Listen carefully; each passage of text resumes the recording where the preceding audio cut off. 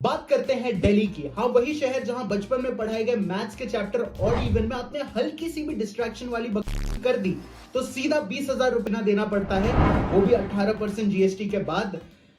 Well, ये fact check करना पड़ेगा, मुझे आइडिया नहीं, don't quote me on this, okay. Delhi में ऑड इवन लागू करने का ऐलान किया था।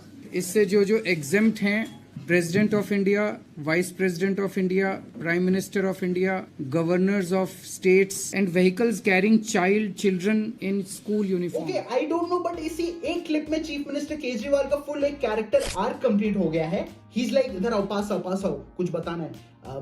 दिल्ली में ऑड इवन चालू कर दिया है। दिख रहा है सर, दिख रहा है।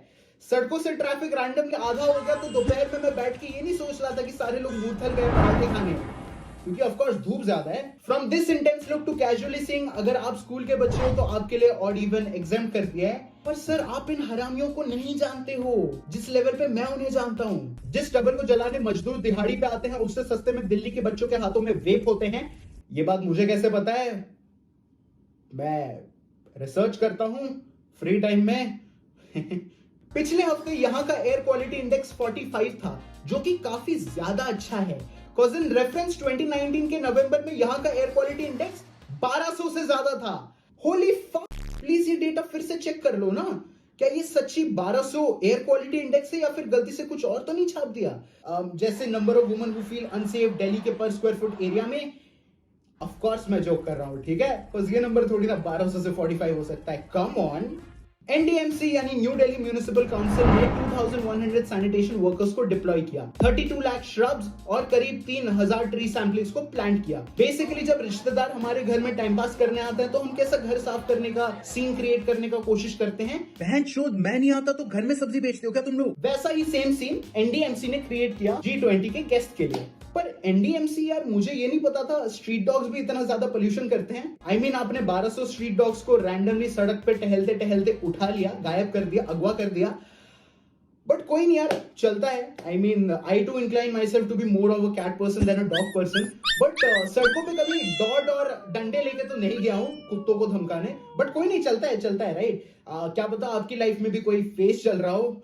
And seriously at this point मुझे ये ट्रेंड समझ नहीं आता कि हर साल इसी टाइम फ्रेम में फायर क्रैकर्स को out of nowhere suddenly ban क्यों किया जाता है। सडनली एट दिस पॉइंट ही क्यों याद आ जाता है कि अरे बाप रे, इससे तो पोल्यूशन होता है। फायर क्रैकर इंडस्ट्री के वर्कर्स का सोचो यार, वो तो शायद उस स्टार्टअप में काम कर रहे थे ना जिसके अकॉर्डिंग उनका सीरीज ए फंडिंग अक्टूबर नवंबर में होने वाला था, और उससे एग्जैक्टली एक महीने पहले आप बोल दो सॉरी यार दादाजी सांस नहीं ले पा रहे, तो से नो टू पोल्यूशन, से नो टू फायर क्रैकर्स। क्या पोल्यूशन सिर्फ फायर क्रैकर्स की वजह से होता है? वेल, ऐसा एक डिफाइंड स्टडी नहीं है। हाँ, ये जरूर देखा गया है कि PM 2.5 का कंसंट्रेशन दिवाली की रात को बढ़ता है, बट विद इन 12 आवर्स ये इंपैक्ट ड्रास्टिकली रिड्यूस भी हो जाता है। इनफैक्ट IIT दिल्ली का ही एक रिसर्च पेपर ये कहता है कि जो बायोफ्यूल्स बर्न होते हैं वो एक मेजर चंक ऑफ कंट्रीब्यूशन रखते हैं बजाय उन पटाखों के जो दिवाली की रात को जलाए जाते हैं। आई मीन ये तो वही बात हो गई कि पुलिस को रैंडमली कहीं से पता चल गया हो कि भरे बाजार में किसी को थप्पड़ पड़ा हो और सबसे पहले वो हरभजन सिंह के घर पहुंच गए।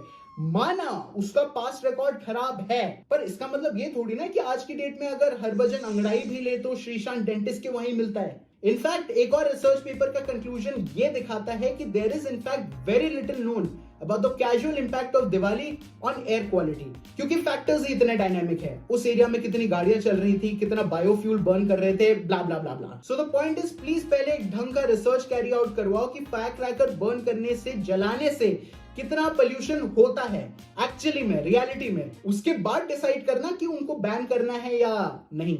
तब तक के लिए बाय बाय।